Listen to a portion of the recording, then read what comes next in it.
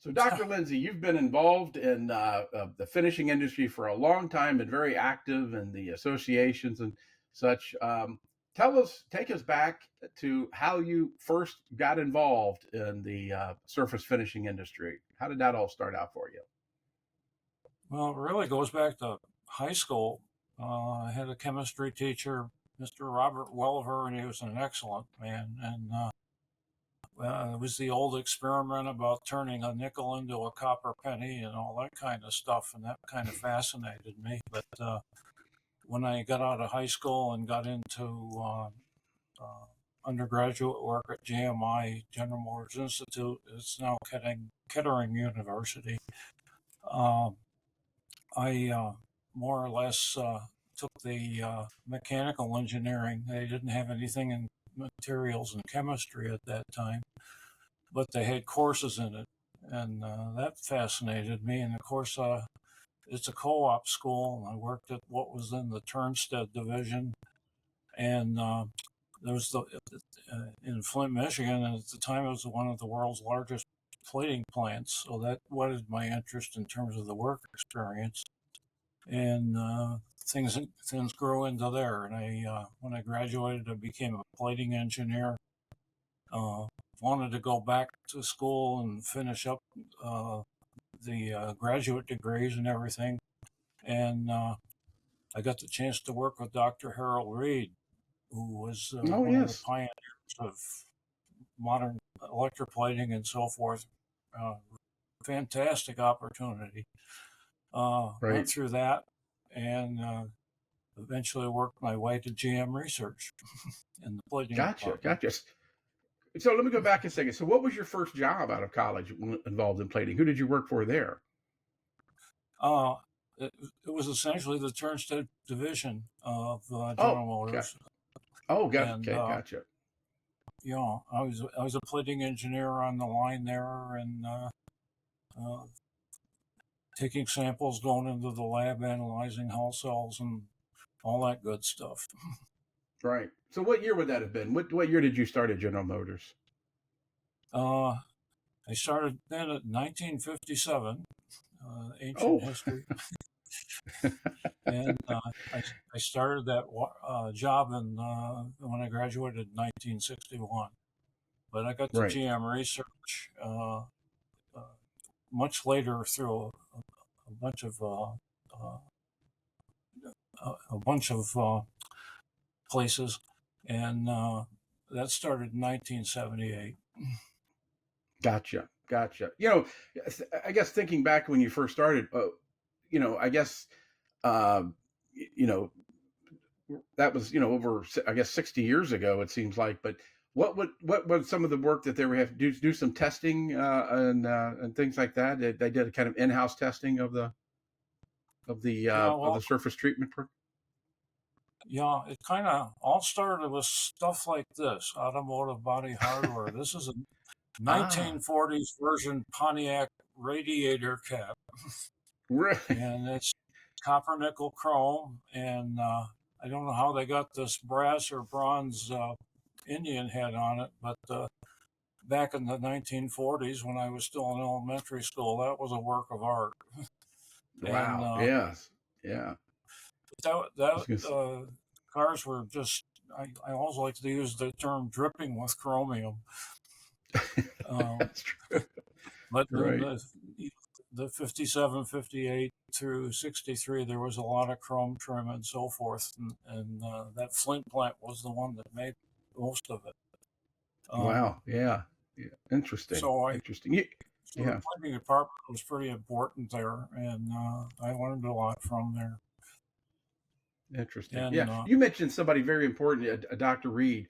What was his responsibility there? Was he at General Motors at the time, or where was he? no, he was a full professor at Penn State Oh, for University. professor. Okay, sorry. Yeah. Tell us a little bit because he did a lot. He was, like I said, one of the foremost experts and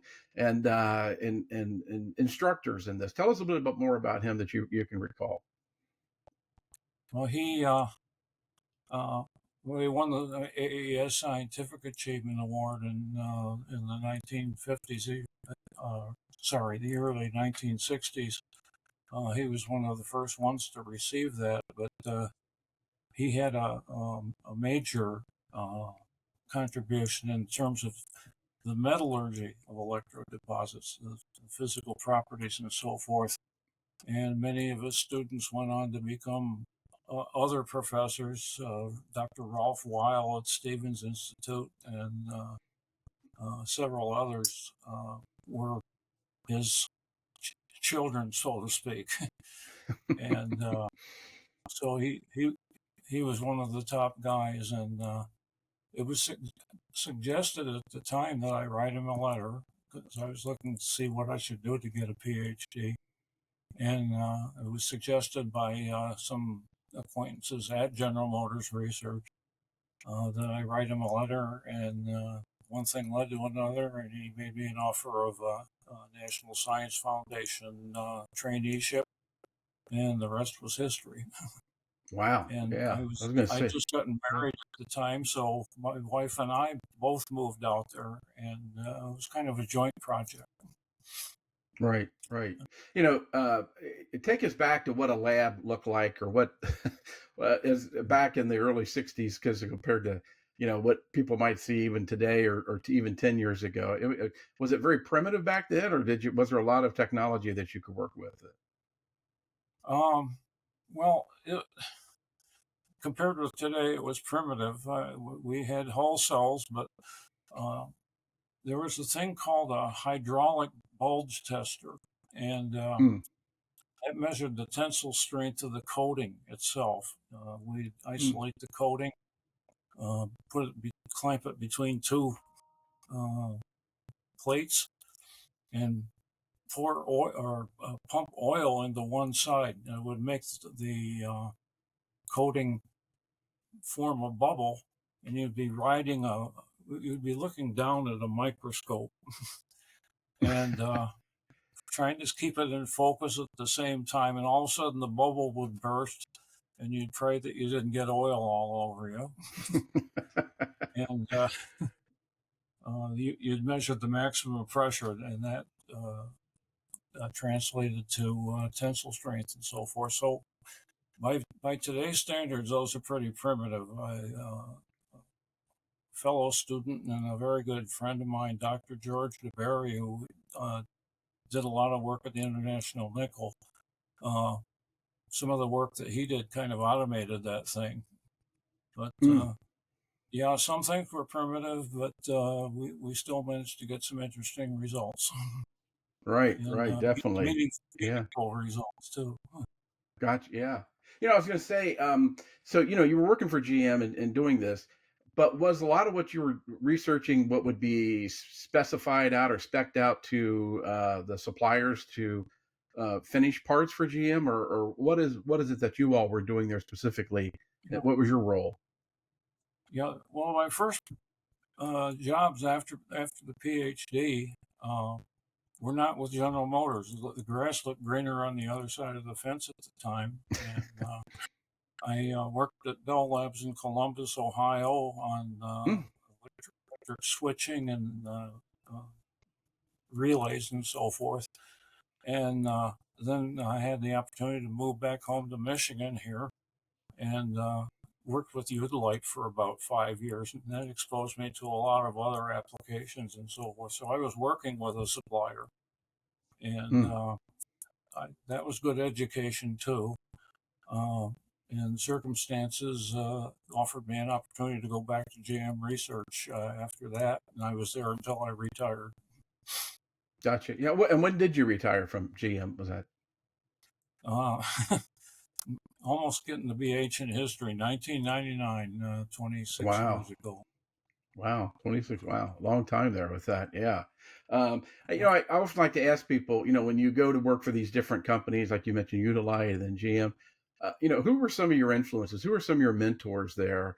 I know we talked about Dr. Reed in college, but who else from those companies that really, shaped you and offered some assistance to you and really guided you through the whole industry? Yeah, well, at Bell Labs, there was the late Dick Baker, who was at Murray Hill, New Jersey, a leader in electric plating there. and Harry Litch at Allentown, Western Electric. They were good friends and were good mentors to me. Got to utilize and met Dr. Henry Brown, another Oh, pioneer, yes. you might say, Mm, father of bright nickel plating, essentially. And that was an mm, honor to right, work with him. And John Capuano, who was the leader of the research labs. right, Of course, when I got to GM Research, we had Doug Thomas and John Griffin as leaders of the electrochemistry department. And mm, I was very fortunate to have all those people as mentors. right. and And that's very important, right? I mean, when you're starting out at any type of organization, is I've often told somebody find somebody that can be your mentor to really help guide you through that, and it's a big help, right? Oh, definitely. I hope in some sense I was able to mentor other people. But, I think I got more than I gave, to tell you the truth. Yeah. Wonderful That's okay opportunities. too. Yeah. I wanted to ask you, you talked about high school and college. You really enjoyed something. You had a big passion for chemistry and those type of things. When you got into your career, did it stay that way? I mean, some people want to dream of becoming chemists and then they get into the business world where sometimes it's profit driven and got did it still whet your appetite what you were doing and getting into the lab and those type of things? Yeah, there were always there's politics and everything, but you learn to adjust and do it. There were several times that we got in pretty good on a project, and for economic reasons or another, or the fact that we didn't have the opportunity to sell it to one of the GM divisions or something, we went on to something else. But there was always something interesting to do, and uh, it was really an honor to be working at the electrochemistry department at General Motors. Right. Right. Yeah. And like I said, you've been actively involved in the trade associations. What was the first, I know right now people are familiar with the NASF and the AESF. But what were some of the trade associations involved in finishing that you were first involved in? Well, it was pretty much maybe not 100%, but 95% involved with the American Electroplater Society, now the National Association for Surface Finishing. Um, I, that way I learned to meet other people in the industry and learn all about what the industry was, which uh, it's always very important to have a practical background in addition to the academic background. You can't just have one academic ground and be very productive with it. You got to know where your stuff goes or how it's used and what it means in the real world. And the AES and the NASF allowed me to see what was going on. You go on the floor of that trade show at Surfing every year. This year it'll be in Rosemont again in Illinois. And you see everything in the world as far as our industry is concerned. It's uh, probably Right. the best meeting of all. Right. Yeah. I was going to say, and when did you first join the AES? What Uh, year was that? Do you 19, recall what year that? yeah, 1964, I actually joined the AES, and that was the same year I got married. So I've been a member Wow. for 60 years and married for 61 years. Wow. Yeah. I said, I'm not sure I know anybody who has been involved longer than you currently living, right now, because you've been around for, like I said, you were actively involved early. Some people get involved late in their careers. You were involved very early in that. And Yeah. like you said, meeting other people, hearing the research, seeing where things are going is really a beneficial aspect to anybody's career. I'm assuming you're living proof of that, right?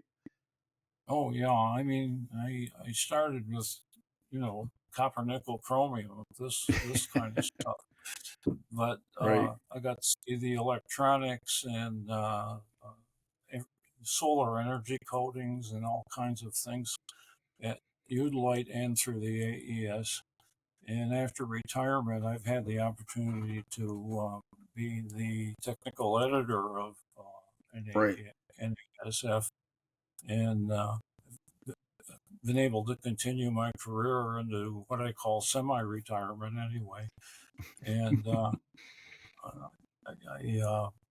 been able to follow the story for the last 26 years and see where we're headed and so forth. And it's been a privilege, real privilege. Right. Yeah. Real Yeah. Yeah. For those who may not remember, I mean, the association had its own magazine, Plating and Surface Finishing, correct? And you mm-hmm. were the person that was editor, putting that all together and really publishing it, giving people in the industry a voice by publishing their written research, which was highly important at that time. And you did that. How many years were you end up doing that? I mean, you're still doing it today, but even when the magazine was going on, but you were active, Yeah, heavily involved in it. I wasn't the first, of course. I mean, they were publishing Plating Magazine and Plating and Surface Finishing Magazine all through the years that I was working at these various companies.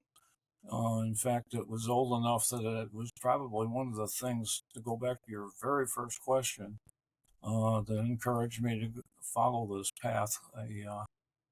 Full disclosure, my father was involved in the plating industry too. He was actually AES president in 1969 through 70. And so I got to read Plating Magazine at a rather early age. And that encouraged me too. But I little at that time I didn't dream that I'd be actually running the technical papers end of that journal. Right. And you still do today, right? I mean, you talked about your involvement now, what you're doing for the Oh yes, association. we due to the financial difficulties in the year 2008, among other reasons, the plating and surface finishing actually came to an end. But that's when I started working with you, actually. Right. And we published papers together in another magazine, Products Mm-hmm. Finishing. And I was able to continue on.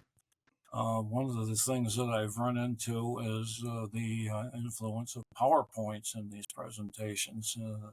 People are not writing as much, and maybe it's my age, maybe it's my generation, but I feel we should still be writing as well as making slides for presentations. Right. Yeah. This is much different. Like I said, I remember looking at photographs from back in the day of the 50s and 40s and back in the 60s, where people would get up and they would write a paper and they would read from the paper, right? And there really wasn't a lot of imagery that they were doing. There really was some substance to what they were talking about when they were presenting these papers, which really was great because it sort of summarized their research for the year of the past 2 years and shared that research, not giving everything away. A lot of it was proprietary, but really sharing that.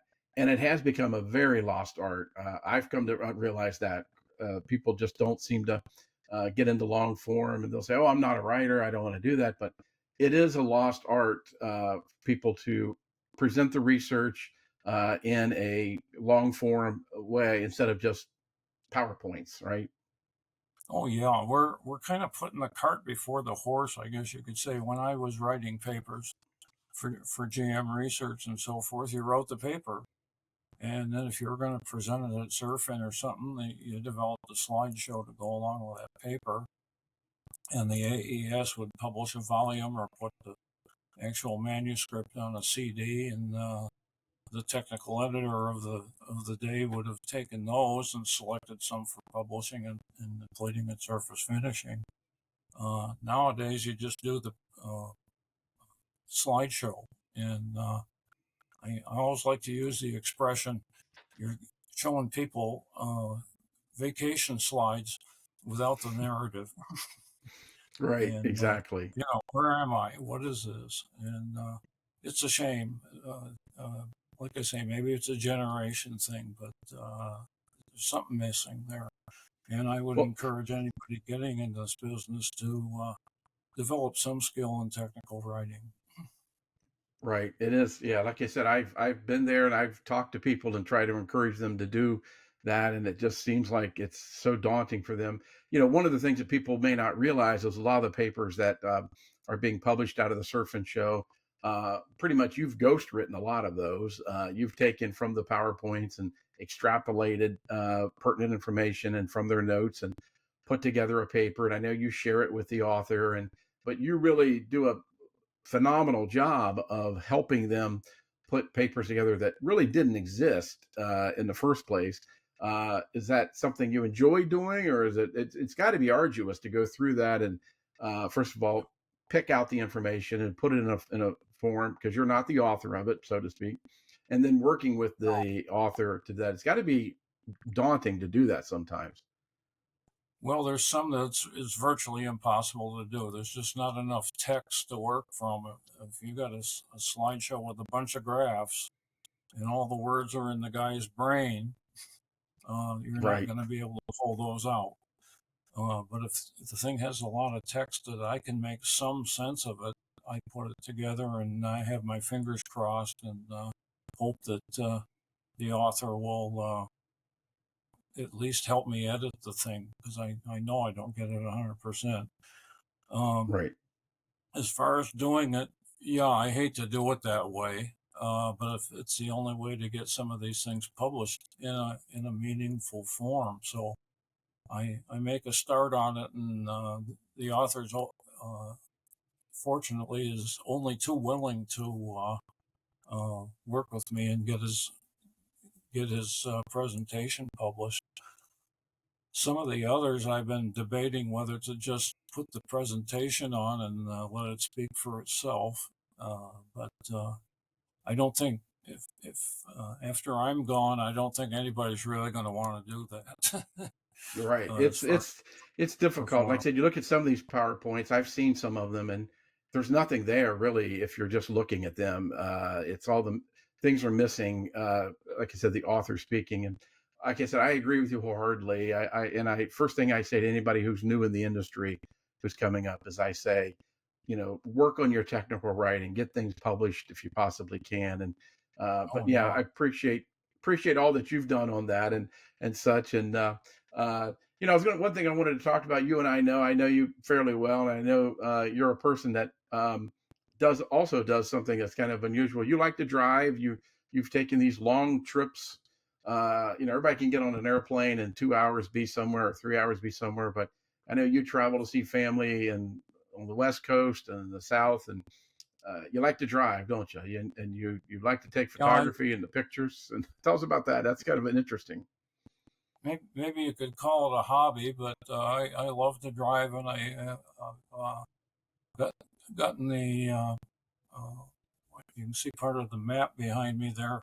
Oh yes, Shows where yeah. I've traveled during my life. Let me see if I can adjust that a little bit. Oh, But I see that. Wow. Oh my you can, gosh. There's pins in that map, right? just a AAA map with the colored pencil outlining the Oh, routes that I okay. Wow. in You have to this. send me a Yeah, picture of that. I'd love to see that even more. But yeah, I mean, these are 3 and 4 day trips sometimes one way, right? I mean, yeah. and Well, my son lives in Washington State, and I've had the opportunity to take a trip out that way once in a year, or sorry, once a year. And in fact, I will be missing surfing because one of my mm, granddaughters is graduating out there oh, this year. congratulations. Yeah. But well, that's neither here nor there. But I have had the opportunity to see a lot of the country and take a motor trips and so forth in the United States and Canada. And I actually did a bucket list thing and drove to Alaska about 5 years ago. I always wanted to drive the Alaskan highway. I had a distant cousin in Anchorage that I hadn't seen in 30 years, and I stayed with him for a few days and drove back. So From Michigan, it's like I said, from Michigan, where you were. How long did it take you to get there? uh, that one.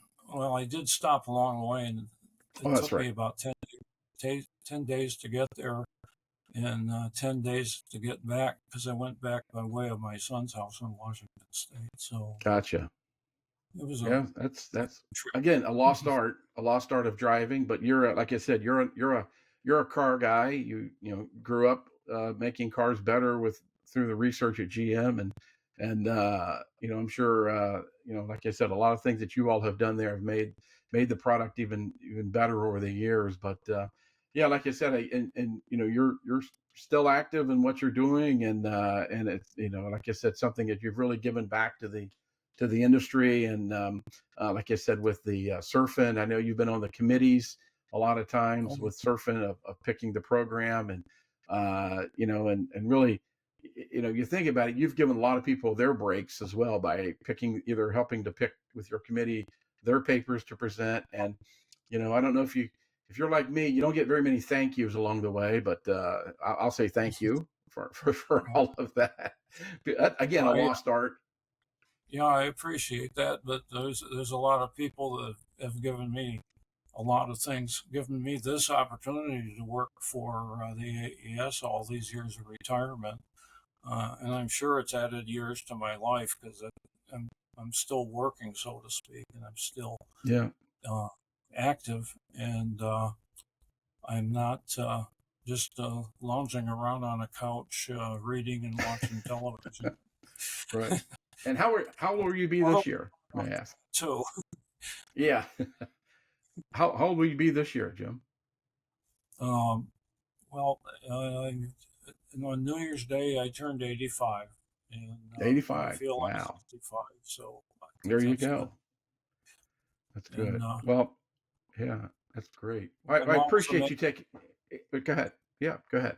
Oh, I was going to say, I'm always amazed to see so many people, including some people that are still left from my high school class, Wow. looking older than I feel, and they're actually the same age as I am. So I must be doing There pretty you. good. Yeah. Well, again, I appreciate everything that you've done for the industry. I'll say thank you many times over, and I appreciate your friendship. It's always good to see you at some of these events. And again, I appreciate you taking time out and sharing your story with us. Well, I appreciate the opportunity, and Tim, thank you for your friendship too. I regret that I haven't seen you in the last 2 or 3 years, so it's good to see you We'll on the fix screen. that soon. Yeah, we'll fix that soon. No,